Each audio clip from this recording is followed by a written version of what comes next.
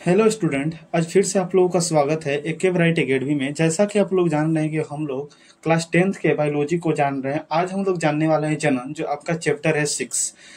समझ में आ गया ना, जिसका नाम है क्या, जनन, रिप्रोडक्शन। समझ गया ना। थंबनेल देखकर आपको पता चल गया होगा कि हम लोग के क्लास में कितना ऑब्जेक्टिव क्वेश्चन रहने वाला है। 45 प्लस क्वेश्चन हमारा रहेगा इसमें। समझ में आ गया ना। और हम जितना भी आपको क्या करते हैं, एक्स्ट्रा क्वेश्चन देते हैं, उस एक्स्ट्रा क्वेश्चन का प्लीज मेरे भाई आंसर देते रहिए कमेंट्स में जब आप वीडियो देखते हैं तो।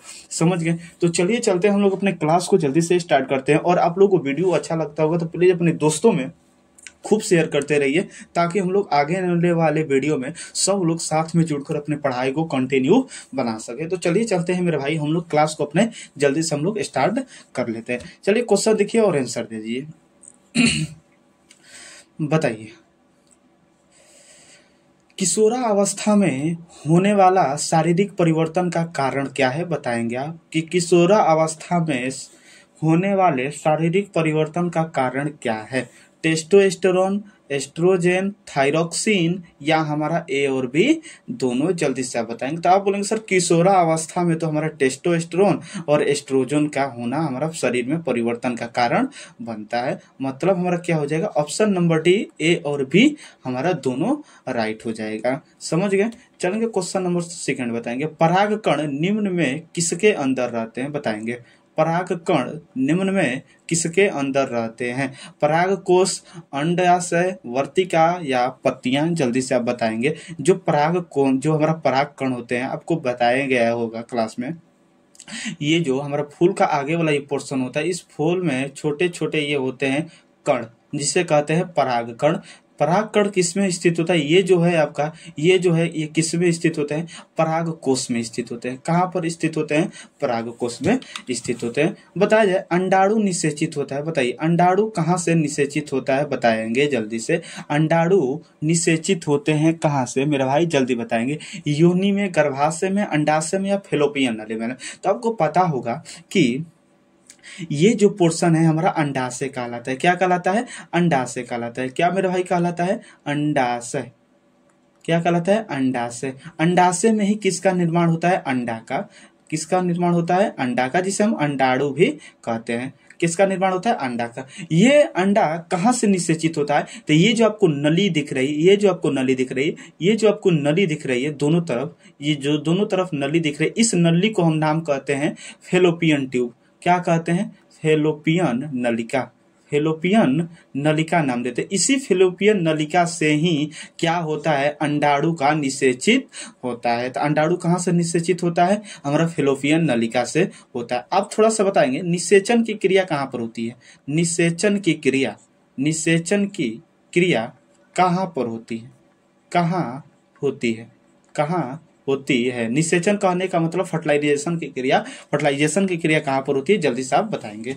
4 नंबर क्वेश्चन देखिए। फूल में नर जनन अंग है। बताएंगे फूल में नर जनन अंग है। जल्दी से मेरे भाई इसका आंसर आप देंगे। पुकेसर, अंडाशय, वर्तिकाग्र या हमारा वर्तिका। बताएंगे पुकेसर में नर जनन भाग। सर कहेंगे सर हमारा पुंकेसर जो होता है, फूल में नर जनन अंग हमारा क्या होता है, पुंकेसर होता है। क्योंकि ये जो तीनों है आपका, ये जो तीनों है हमारा क्या है, मादा जनन, मादा प्रजनन अंग है। मादा प्रजनन अंग। समझ गए आप, ये हमारा क्या है, मादा प्रजनन अंग। अंडाशय, वर्तिकाग्र और वर्तिका। समझ गए बात को। तो फूल में नर जनन अंग पूछा था, मतलब हमारा पुंकेसर होता है। चलेंगे निम्न में से किसमें द्विखंडन नहीं होता है। जल्दी से बताएंगे किसमें द्विखंडन नहीं होता है। इसका आंसर आप लोग क्या करेंगे, आप लोग बताएंगे। समझ में आ गया। इसका आंसर आप लोग कमेंट में बताएंगे। 6ठा नंबर क्वेश्चन बताएंगे। एक लिंगी पादप का उदाहरण है। आपको चित्र देखकर ही पता चल गया होगा कि हमारा आंसर क्या होने वाला है। एक लिंगी पादप का हमारा उदाहरण क्या होगा, पपीता होगा, सरसों होगा, उड़हुल होगा या मटर होगा। जल्दी से बताएंगे। एक लिंगी पादप का उदाहरण क्या हो जाएगा, तो हमारा पपीता होता है। क्या होता है, पपीता हमारा एक लिंगी है। चलेंगे 7 नंबर क्वेश्चन बताएंगे। निम्न में से कौन मादा प्रजनन तंत्र का भाग नहीं है। मादा प्रजनन तंत्र का भाग नहीं है। मादा प्रजनन तंत्र का भाग कौन नहीं है। समझ में आ गया ना। तो आप क्या बोलेंगे मेरे भाई, कि सर देखिए अंडाशय हमारा मादा जनन तंत्र का भाग है, गर्भाशय भी मादा जनन तंत्र का भाग है, डिंब वाहिनी भी हमारा मादा जनन तंत्र का भाग है, शुक्रवाहिका जो होता है हमारा नर जनन तंत्र का भाग होता है। शुक्रवाहिका क्या होता है? नर जनन तंत्र का भाग होता है। तो हमारा राइट आंसर क्या हो जाएगा? शुक्रवाहिका। क्या हो जाएगा मेरे भाई? शुक्रवाहिका हो जाएगा। मादा जनन तंत्र का हमारा शुक्रवाहिका भाग नहीं होता है। चलेंगे 8 नंबर क्वेश्चन बताएंगे। द्विखंडन होता है, किसमें द्विखंडन होता है? पैरामीशियम में, अमीबा में, लिस्मैनिया में या सभी में? जल्दी से बताएंगे हमारा द्विखंडन किस में होता है? पैरामीशियम में, अमीबा में, लिस्मैनिया में या सभी में? बताएंगे तो हमारा क्या हो जाता? सभी हो जाएगा, क्योंकि जो द्विखंडन होता है पैरामीशियम में भी होता है, अमीबा में भी और लिस्मैनिया में भी।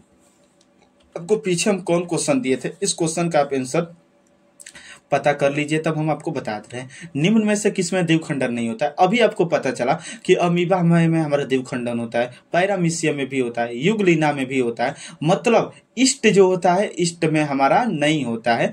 ईस्ट में मेरा भाई हमारा नहीं होता है द्विखंडन, क्योंकि ईस्ट और हाइड्रा में क्या होता है? मुकुलन होता है। क्या होता है? मुकुलन विधि होता है। समझ गए? तो राइट आंसर हमारा क्या हो जाएगा? बी, जो हमारा ईस्ट होगा।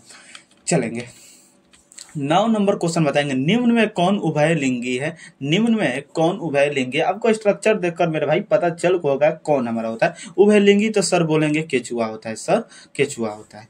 चलेंगे 10 नंबर क्वेश्चन बताएंगे। अमीबा में अलैंगिक जनन किस विधि द्वारा होता है? अमीबा में अलैंगिक जनन किस विधि के द्वारा होता है? जल्दी से मेरे भाई आप बताएंगे, जल्दी से आप बताएंगे। तो अमीबा में अलैंगिक जनन किस विधि के द्वारा होता है? तो आप बोलेंगे सर अमीबा में तो द्विखंडन होता है, मतलब विखंडन होता है। क्या हो जाता है मेरे भाई? विखंडन। समझ में गए आगे बात को अच्छा तरीका से? चलते हैं मेरे भाई, हम लोग आगे बढ़ा देते हैं। 11 नंबर क्वेश्चन देखेंगे। फूल किया कौन सा भाग, फूल की कौन सा भाग फल में बदलता है? फूल की कौन सी भाग हमारा फल में बदलता है? तो सर आप तो बोलेंगे, चलिए इस चीज को सबसे पहले हम समझाते हैं। देखेंगे ये मेरे भाई जो अंदर वाला, चलिए यहाँ पर हम बता दे रहे हैं मेरे भाई। मान लेते हैं एक बार के लिए हम मान लेते हैं कि हमारा फूल का कोई डंठल है। समझ गए ना? तो आपको बताए थे कि फूल का जो ये निचला पोर्शन होता है, ये फूल का जो निचला पोर्शन होता है क्या कहलाता है? अंडाशय कहलाता है। क्या कहलाता है मेरे भाई? अंडाशय कहलाता है। ऊपर वाला जो पोर्शन है वर्तिकाग्र कहलाता है, वर्तिकाग्र कहलाता है। और बीच वाला जो पोर्शन होता है वर्तिका कहलाता है। क्या कहलाता है मेरे भाई? वर्तिका कहलाता है। तो फूल की कौन सा भाग फल में बदलता है? तो याद रखिएगा जो हमारा फूल का जो नीचे वाला पोर्शन अंडाशय होता है, यही अंडाशय हमारा क्या होता है? फल में बदल जाता है। किसमें विकसित हो जाता है मेरा भाई? फल में बदल जाता है। मतलब ऑप्शन नंबर सी हमारा अंडाशय हमारा राइट हो जाता है। समझ गए? 12 नंबर क्वेश्चन बताएंगे। पौधों में जनन अंग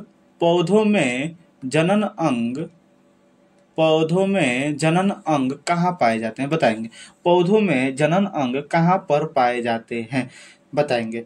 तना में, जड़ में, पुष्प में, फल में, कहाँ पर पाए जाते हैं? जल्दी आप बताएंगे। तो आप तो सर बोलेंगे कि सर ये सब कैसा हमारा क्वेश्चन है? हाँ भाई वही क्वेश्चन है जो आपके एग्जाम में क्वेश्चन आया हुआ है।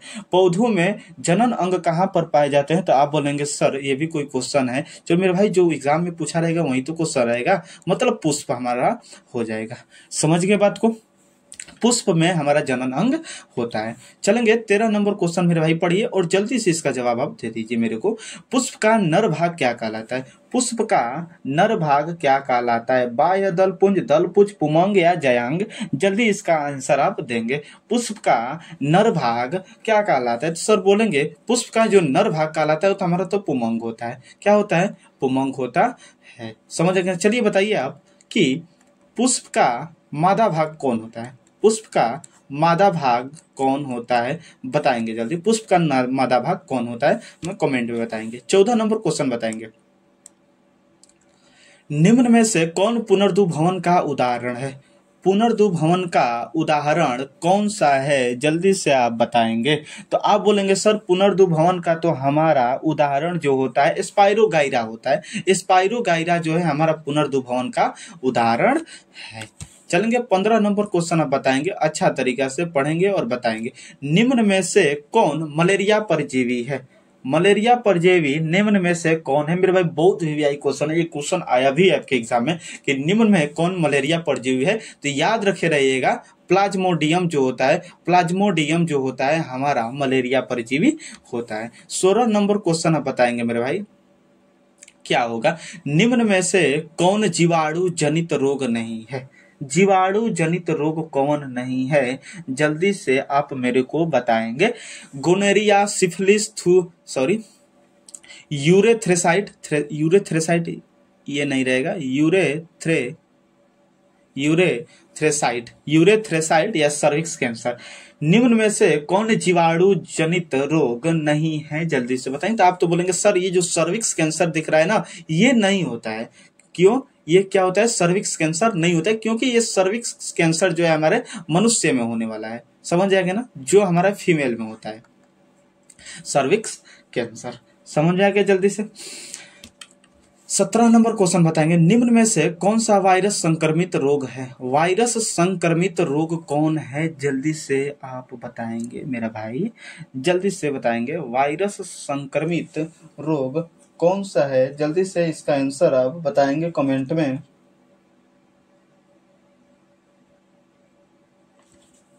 वायरस संक्रमित रोग कौन है? इसका आंसर तो मेरे भाई आप कमेंट में देते रहेंगे।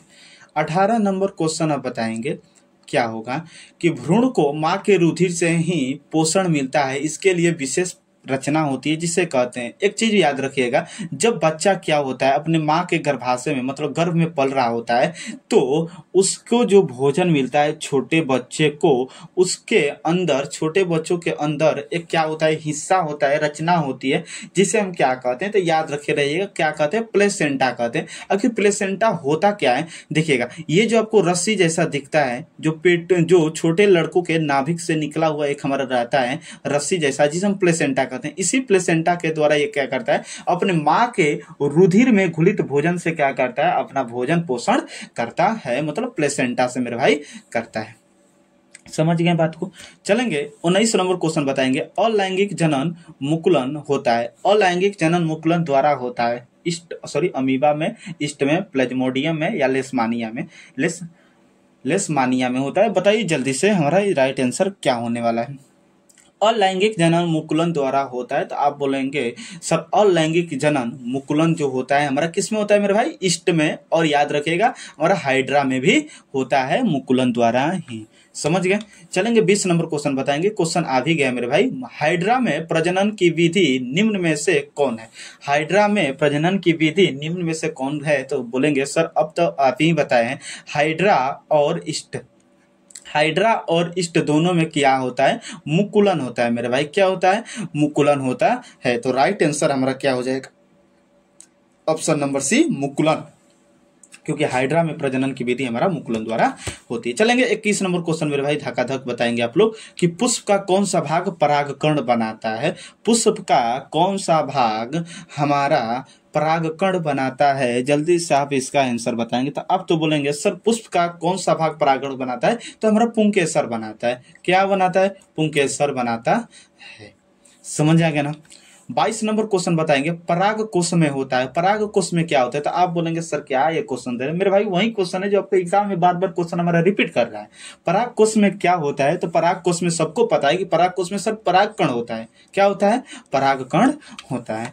23 नंबर क्वेश्चन आप बताएंगे, पढ़ेंगे और इसका आंसर देंगे कि मानव में नर जनन ग्रंथि कहलाता है। बताएंगे जल्दी से, मानव में नर जनन ग्रंथि क्या कहलाता है? जल्दी से, वृषण कहलाता है, अधिवृषण कहलाता है, शुक्राशय कहलाता है, शुक्र जनन नलिका कहलाता है। मेरे भाई क्या कहलाता है? मानव में नर जनन ग्रंथि क्या कहलाता है? जल्दी से आप इसका आंसर बताएंगे। तो सर बोलेंगे नर जनन ग्रंथि तो हम वृषण कहते हैं। क्या कहलाते हैं? वृषण कहते हैं। और मादा जनन अंग हमारा क्या हो जाएगा? ये क्वेश्चन आप बताएंगे कि मादा जनन ग्रंथि क्या कहलाता है, अब बताएंगे। चलेंगे 24 नंबर क्वेश्चन बताएंगे। चलिए 24 नंबर क्वेश्चन हमें बताएंगे, बीज विकसित होता है। बताएंगे परागकोश से, अंडाशय से, पुंकेसर से, बीजांड से या किससे होता है? मेरे भाई जल्दी बताएंगे। तो सर बोलेंगे बीज बीज तो विकसित होता है हमारा बीजांड से किससे होता है? बीज तो हमारा बीजांड से न होगा, इसमें क्या सोचना है। 25 नंबर क्वेश्चन बताएंगे। 25 नंबर क्वेश्चन पढ़िए और इसका आंसर देंगे। निम्न में से किसे बर्थ हार्मोन कहा जाता है? बर्थ हार्मोन कहा जाता है, किसे हम बर्थ हार्मोन कहते हैं? तो आप बोलेंगे कि सर बर्थ हार्मोन जो हम बोलेंगे ऑक्सीटोसिन को बोल देंगे। किसको कहेंगे? ऑक्सीटोसिन को कहेंगे। इस चीज को आप याद रखेंगे अच्छा तरीका से, समझ गए। चलेंगे 26 नंबर क्वेश्चन बताएंगे। कॉपर्स ल्यूटियम से स्रावित हार्मोन है। कौन सा स्रावित हार्मोन है? जल्दी से इसका आंसर बताएंगे। कॉपर्स ल्यूटियम से स्रावित हार्मोन कौन सा है मेरे भाई? जल्दी से आप बताएंगे। एंड्रोजन है, प्रोजेस्टेरोन है, एस्ट्रोजन है या हमारा टेस्टोस्टेरोन है? कौन सा है? कॉपर्स ल्यूटियम से स्रावित हार्मोन हमारा कौन सा है? जल्दी से आप बताएंगे। एंड्रोजन है, प्रोजेस्टेरोन है, एस्ट्रोजन है या टेस्टोस्टेरोन है? कौन सा है मेरे भाई? इसका आंसर आप जल्दी से देंगे। 2 मिनट का 1 मिनट का आपका समय दे रहे हैं। 1 मिनट में देखते हैं कौन को किसको अच्छा तरीका से हमारा ये क्वेश्चन मेरे भाई आता है। क्वेश्चन को अच्छा से पढ़िए और इसका आंसर मेरे भाई दीजिए। आंसर में तो कुछ नहीं है और क्वेश्चन में भी हमारा कुछ नहीं है, क्योंकि क्वेश्चन आपसे क्या पूछा है? कॉपर्स ल्यूटियम से स्रावित हार्मोन है। कॉपर्स ल्यूटियम से कौन सा हार्मोन स्रावित होता है? इस चीज को आप बताइए जल्दी से। एंड्रोजन स्रावित होता है, प्रोजेस्टेरोन होता है, एस्ट्रोजन होता है या टेस्टोस्टेरोन होता है? कौन सा होता है? जल्दी बताइए।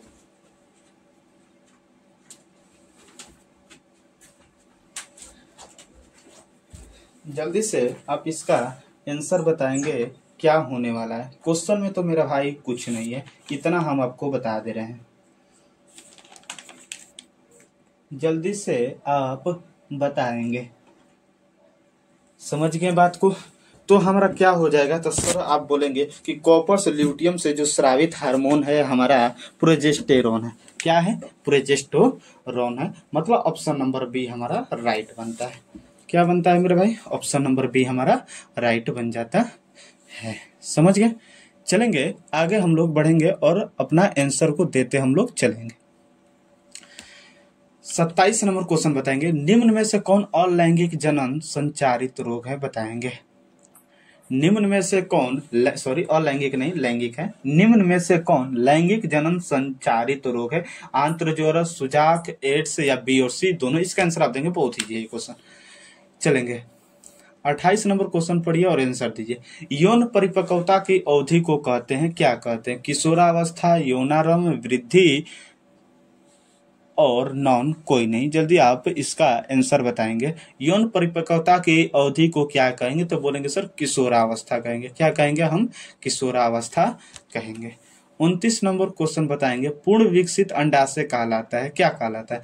पूर्ण विकसित अंडाशय क्या कहलाता है? तो सर बोलेंगे पूर्ण विकसित हमारा अंडाशय तो कहलाता है जब पूरा तरीका से हमारा विकसित हो जाता है अंडाशय, तो किसका हमारा ले लेता है? फल का ले लेता है। मतलब हमारा 29 नंबर का सी हमारा राइट आंसर बन जाता है। 30 नंबर बताएंगे। बीज विकसित होता है फल से, बीजांड से, पुंकेसर से या पराग कोष से? किससे होता है? तो बोलेंगे सर क्वेश्चन तो पीछे भी है, बीज हमारा विकसित होता है बीजांड से। 31 नंबर क्वेश्चन आप बताएंगे अच्छा तरीके से। निम्न में से कौन पुनर्दुभवन का उदाहरण है? पुनर्दुभवन का उदाहरण मेरा भाई कौन होगा? जल्दी बताएंगे। तो याद रखे रहिएगा, पुनर्दुभवन का जो उदाहरण होगा हमारा हाइड्रा हो जाएगा। समझ गए? 32 नंबर क्वेश्चन आप बताएंगे। अलैंगिक जनन की विधि है। अलैंगिक जनन की विधि है बीजाणु जनन, मुकुलन, विखंडन या सभी? जल्दी से आप बताएंगे अलैंगिक जनन की विधि हमारा कौन सी होगी? तब बोलेंगे सर बीजाणु जनन, मुकुलन, विखंडन हमारा सभी हो जाएगा। ऑप्शन नंबर डी हमारा राइट हो जाएगा। चलेंगे 33 नंबर क्वेश्चन आप बताएंगे अच्छा तरीके से कि बीजांड की दीवारें मोटी होकर बनाती है। बीजांड की दीवारें मोटी होकर क्या बनाती है? फल, बीज, भ्रूण या बीजावरण? जल्दी बताएंगे क्या बनाती है? तो सर बीजांड की दीवारें मोटी होकर बनाती है बीजावरण बनाती है। 34 नंबर क्वेश्चन बताएंगे। स्त्रियों में संपन्न होने वाली प्रजनन चक्र को क्या कहते हैं? स्त्रियों में संपन्न होने वाली प्रजनन चक्र को हम क्या कहते हैं? तो सर आप बोलेंगे कि रजोधर्म, मासिक चक्र या सभी बताएंगे। तो स्त्रियों में सर संपन्न होने वाली जो प्रजनन चक्र है उसे हम रजन धर्म या मासिक चक्र सब कह देते हैं। मतलब ऑप्शन नंबर डी हमारा राइट हो जाता है। 35 नंबर क्वेश्चन पढ़िए और इसका आंसर देंगे कि महिलाओं में मासिक चक्र की अवधि होती है 30 दिनों की, 24 दिनों के, 28 दिनों के या 31 दिनों के। ये तो क्वेश्चन हालांकि सब बच्चों को भी पता होगा कि क्या होगा। महिलाओं में मासिक चक्र की अवधि क्या कितने दिन की होती है? तो 28 दिन की होती है। कितने दिन की होती है मेरे भाई? 28 दिन की होती है। समझ गए? चलेंगे 36 नंबर क्वेश्चन बताएंगे। द्विखंडन और बहुखंडन विधि से उत्पन्न वंशजों को क्या कहते हैं? बताएंगे। द्विखंडन और बहुखंडन विधि से उत्पन्न वंशजों को क्या कहा जाता है? अनुजात, मुकुलन, इष्ट या कोई नहीं। तो सर आप बोलेंगे जो कहा जाता है हमारा अनुजात कहा जाता है। क्या कहा जाता है? अनुजात कहा जाता है। निषेचन के फलस्वरूप निर्माण होता है। बताइए किसका निर्माण होता है? युग्मनज का, युग्मक का, अंडाणु का या बीजाणु का? जल्दी से आप हमको क्वेश्चन का आंसर बताएंगे। निषेचन के फर्टिलाइजेशन मतलब के फलस्वरूप किसका निर्माण होता है? युग्मनज का, युग्मक का, अंडाणु का या बीजाणु का? तो सर बोलेंगे निषेचन के फलस्वरूप जो निर्माण होता है युग्मनज का निर्माण होता है। किसका निर्माण होता है? युग्मनज का निर्माण होता है। 38 नंबर क्वेश्चन आप बताएंगे क्या होगा?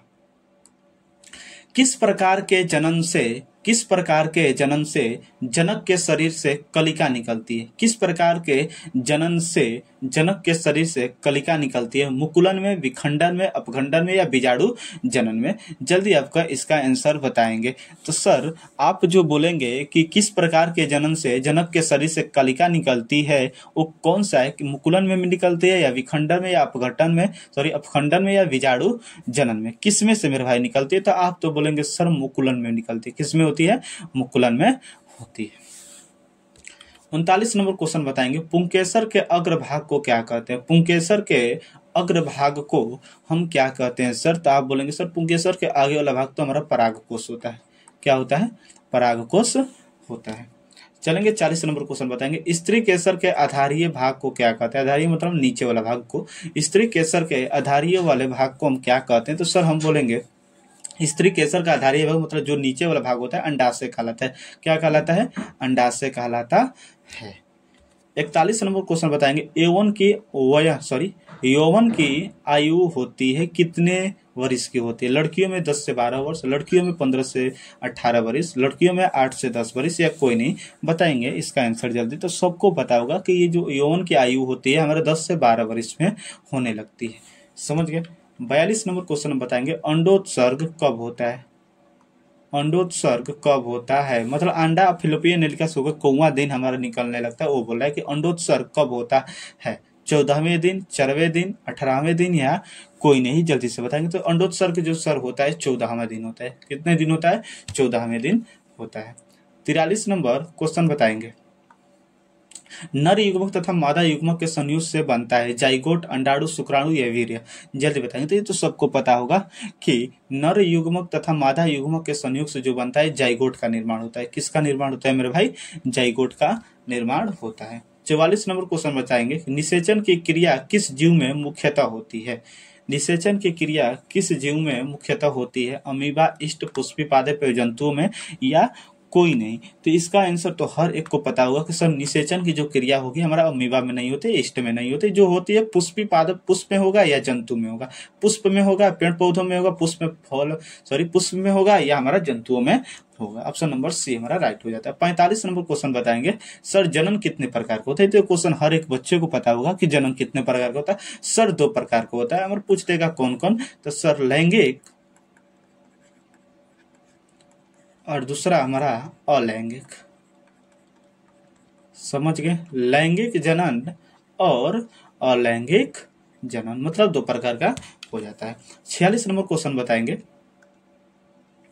वह प्रक्रम जिसके द्वारा जीव अपने जैसी संतानों की उत्पत्ति करते क्या कहलाते हैं? तो हर एक बच्चे को पता होगा सर वो चीज है कि जिसके द्वारा जीव अपने जैसी संतानों की उत्पत्ति करता है वो जनन कहलाता है। वह पराक्रम जिसके द्वारा जीव अपने जैसे संतानों की उत्पत्ति करता है क्या कहलाता है? सर जनन कहलाता है।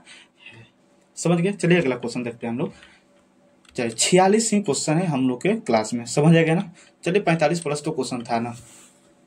46 क्वेश्चन बीच बीच में हम लोग क्वेश्चन भी किए हैं और एक्स्ट्रा जो भी क्वेश्चन था हम लोग का। तो आज की क्लास में मेरे भाई हम लोग कितना क्वेश्चन जाने, 46 क्वेश्चन। कितना क्वेश्चन, 46 क्वेश्चन। आप लोगों को काम क्या है कि 46 में कितना सही किए इतना कमेंट में मेरे भाई आप बताते चलेंगे, समझ गए ना। तो आई होप कि आज की क्लास आपको बहुत ही अच्छा लगा होगा, बहुत अच्छा लगा, जितना कहा जाए वो भी कम है। बहुत आपको क्लास मेरे भाई अच्छा लगा होगा। तो प्लीज अगर आपको क्लास में बहुत कुछ सीखने को मिल रहा होगा, बहुत कुछ कंसेप्ट सीखने को मिल रहा होगा, तो मेरे भाई प्लीज अगर अच्छा लगता होगा तो एक लाइक, कमेंट, शेयर और सब्सक्राइब करते रहिएगा। और साथ ही अपने दोस्तों में मेरे भाई खूब शेयर करते रहिए, ताकि हमारा आगे जो वीडियो आएगा सब लोग साथ में जुड़कर अपने क्लास को कंटिन्यू बना सके। समझ आ गया ना। आज की क्लास में आपको बहुत कुछ हमको सीखने को मिला होगा, आप लोगों को समझ गए मेरे भाई। अब आगे जो चैप्टर आएगा आपका 7वां नंबर चैप्टर हमारा आएगा। 7वां नंबर चैप्टर में भी हम लोग तबाही तबाही मचाएंगे। ऑब्जेक्टिव क्वेश्चन आ रहे आपके हर एक चैप्टर में, हमारा बहुत सारा क्वेश्चन आ रहा है, बहुत ज्यादा हमारा क्वेश्चन आ रहा है। हर एक चैप्टर से बहुत ज्यादा हम क्वेश्चन निकाल रहे हैं और आप लोगों को प्रोवाइड भी कर रहे हैं अच्छा तरीके से, जो आपके मेरे भाई एग्जाम में हेल्पफुल बनाएगा, बहुत ही हेल्पफुल बनाएगा।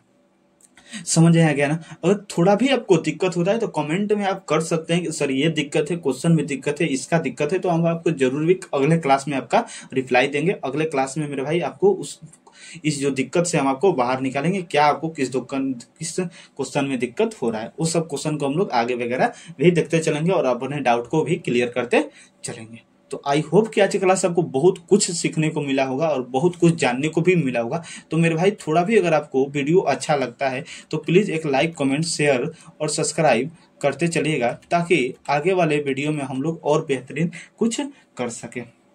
समझ गए। तो चलिए चलते हैं मेरे भाई, हम लोग अगले नंबर वीडियो में फिर से मिलते हैं एक नए जुनून और उत्साह के साथ।